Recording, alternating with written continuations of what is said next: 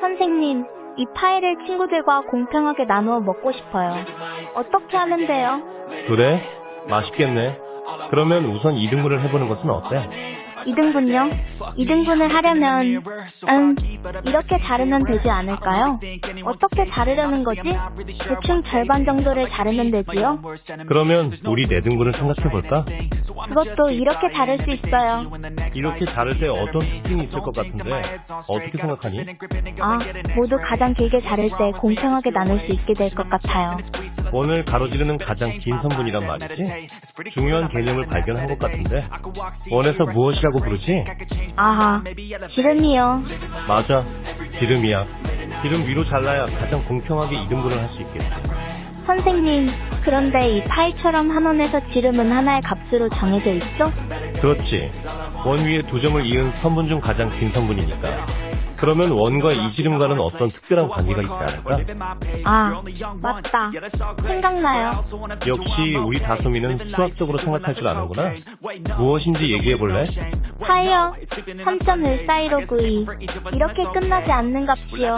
무리수라고 배웠어요. 딩동댕. 맞아. 잘 알고 있구나. 그럼 파이의 값은 어떻게 나왔을까? 잘 생각이 안 나요. 같이 생각해보자. 네, 좋아요. 이미 우리는 컴퓨터를 이용해 소수 500억짜리 이상을 계산해내었대. 이 숫자를 얼마나 정확하게 아느냐가 왜 중요할까라는 생각도 해봐.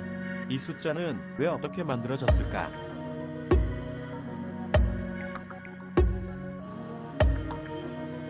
파이에 대한 가장 오래된 기록은 기원전 1650년경 이집트의 서기 아메스가 쓴 링드 파피루스라는 문서에 있다고 해. 파피루스라고 들어봤지?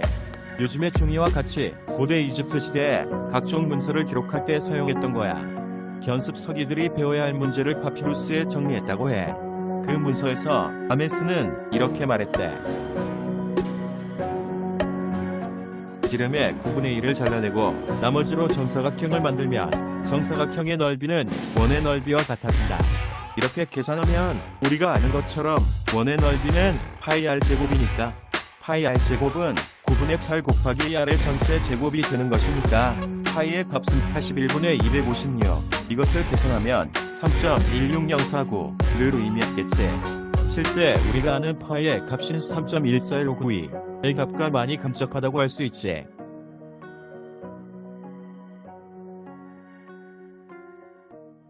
이집트에서는 원주율을 토지와 건축물을 측량하기 위해서 사용했었을 것이라고 해. 그런데 그리스 사람들은 토지를 측량하는 실용적인 용도보다 파이라는 값 자체에 흥미를 가졌다고 전해져. 그리스 시대를 흔히 생각의 황금기라고도 하는데 탐구에 몰두하는 시기였던 것이지. 당시에 다음과 같이 원의 면적을 구하고자 한 분들이 있대. 원에 내접하는 육각형을 만들고 다음은 변의 수를 2배하여 12각형을 만들고 이렇게 변의 수를 계속 2배씩 증가시켜 많은 수의 변을 갖는 다각형을 넣는 거야. 그러면 변의 수가 늘어나면서 모양은 점점 0에 접근하겠지. 수학자 아르키메데스라고 들어봤지?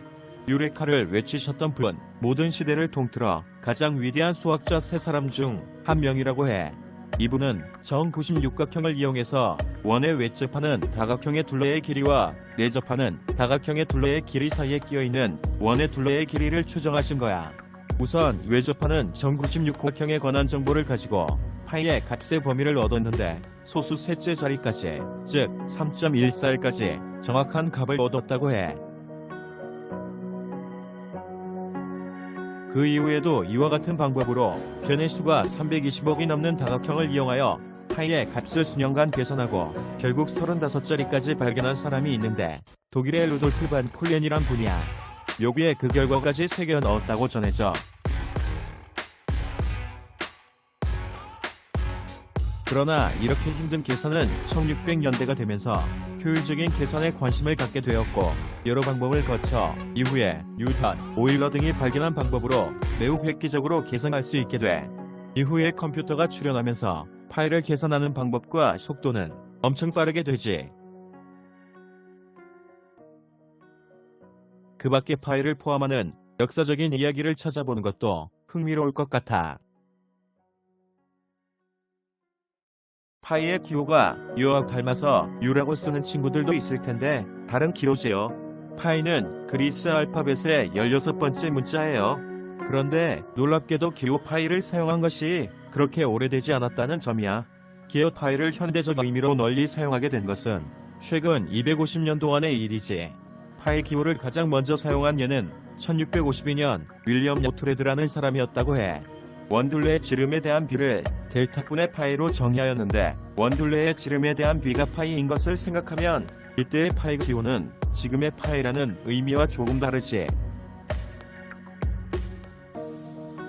오늘날의 의미로 최초로 사용한 사람은 윌리엄 존스라는 사람인데 1706년 수학 수성제 속에서 파이를 오늘날과 같은 의미로 최초로 사용하였다고 하더라고. 그러나 아쉽게도 윌리엄 존스의 업적은 수학계에 거의 영향을 미치지 못하였다고 해요. 위대한 수학자인 레오나르트 오일러를 알지요? 30년이 흐른 후에 오일러가 사용하기 시작했다고 해. 오일러가 존스가 파이를 사용했다는 사실을 알았는지는 아무도 모르지만 오일러에 의해 파이가 널리 퍼졌다고 해. 그 밖에 파이를 포함하는 역사적인 이야기를 찾아보는 것도 흥미로울 것 같아. 자, 이제 우리도 파이를 가지고 파이의 값을 계산해 보는 것은 어때요?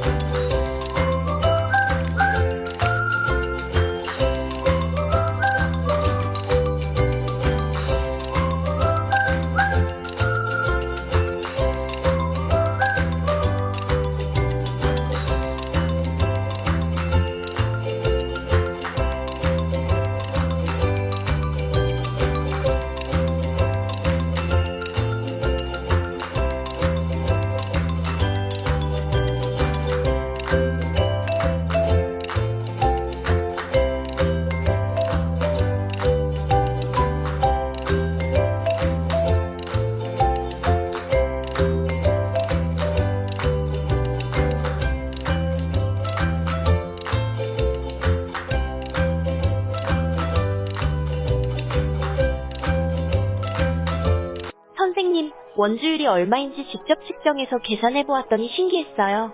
맛있는 파이의 둘레와 가장 긴 길이를 직접 측정해서 파이를 직접 구해보았구나.